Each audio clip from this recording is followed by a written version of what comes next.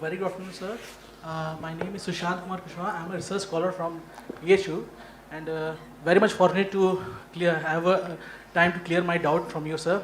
My question is, I have lost my spark, okay, and I am not a very much consistently motivated person. I have lost my motivation. How to regain that? To live my life and lead in a like a joyful way, to regain your inner peace. Thank you, sir. See, the nature of life is such… Please sit down, it's okay. If you go outside in the garden and try to catch an ant, the BHU ant, who is born here, who's grown up here and probably he'll die here, that BHU ant, if you try to catch him, he'll say, okay, to hell with my life, okay, crush me if you want. Is it so? He'll do everything to protect himself. He values his life, isn't it? Very much or no? Tiny little creature that we may not even notice, we may step on him without even seeing him, unfortunately. But he values his life immensely. Does he or no? He's got spark. But you, a human being,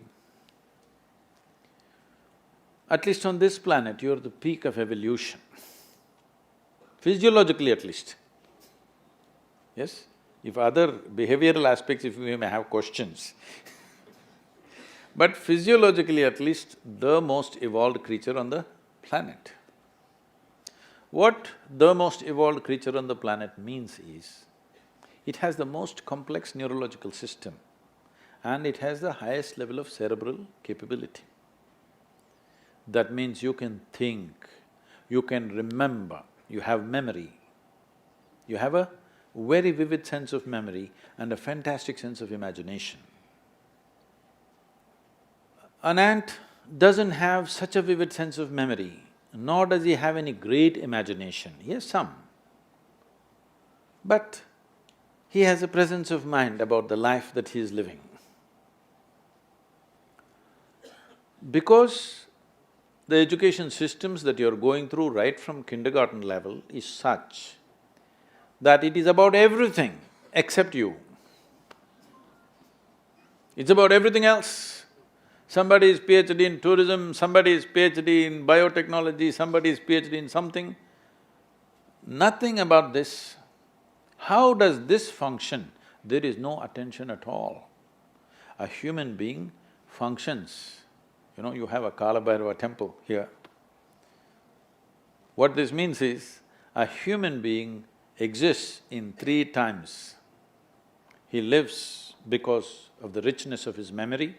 How rich is your memory determines what you will do and what you will not do right now, isn't it so? So memory is important, the present experience is important, and how vivid is your imagination for tomorrow is very important.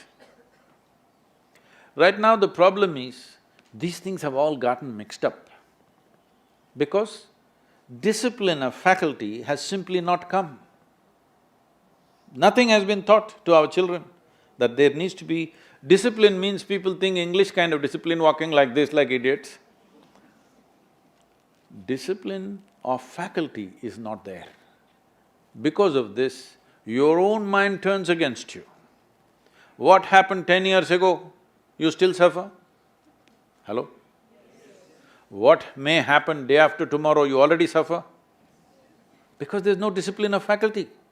You don't know how to use your memory, you don't know how to use your imagination. Your memory makes you suffer, your imagination makes you suffer, and you think you're suffering your life. You are not suffering your life, you're only suffering the two greatest faculties of being human, vivid sense of memory and a fantastic sense of imagination, isn't it so? If you suffer the greatest faculties that you have, what can we do with you? If you suffer an ailment, understandable. If you suffer a disability, understandable. If you suffer your ability, hopeless case. Yes or no? You're suffering your capabilities. If you're suffering your disability, it's all right. You're suffering your capabilities. I must tell you this, about 4, 5 months ago, I think, you might have seen it on the news, a young lady, 34-year-old lady, who was a television anchor in Hyderabad, jumped off the 5th-floor window, killed herself, left a note, "Nobody is responsible for my death, my brain is my enemy." How many million years it took to get this brain to this size, and now it becomes your enemy? She articulated this, but this is true with almost 90% of the human beings. They are suffering their own intelligence, isn't it? If you take away half their brain,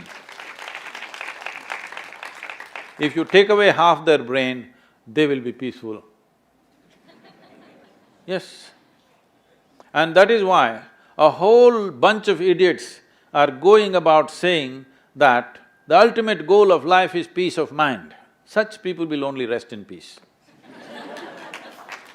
Now you, young man, university life, if somebody is not keying you up all the time, it could become too easy, you know. Even I remember, when I went to the university, most of the time we were in the canteen or in the garden. So the easiest part of my life was university. I think, I know nobody's going to like it but I think this university time must be shortened unless somebody is producing something brilliant. They must be chucked out within 3 to 4 years' time, everybody. If they're doing something very focused and very intense, they must stay. Otherwise, see, this is all I'm telling all of you young people. Do whatever the hell you want in your life, but you must be intensely focused on something. If you're not investing in anything, your life, it will just go waste.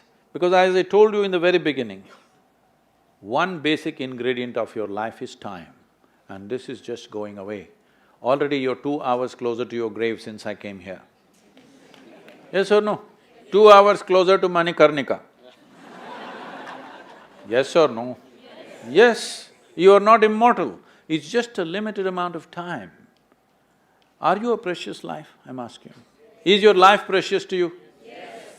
Then you must decide where you want to invest this life. If this is precious, if this is worthless, throw it somewhere.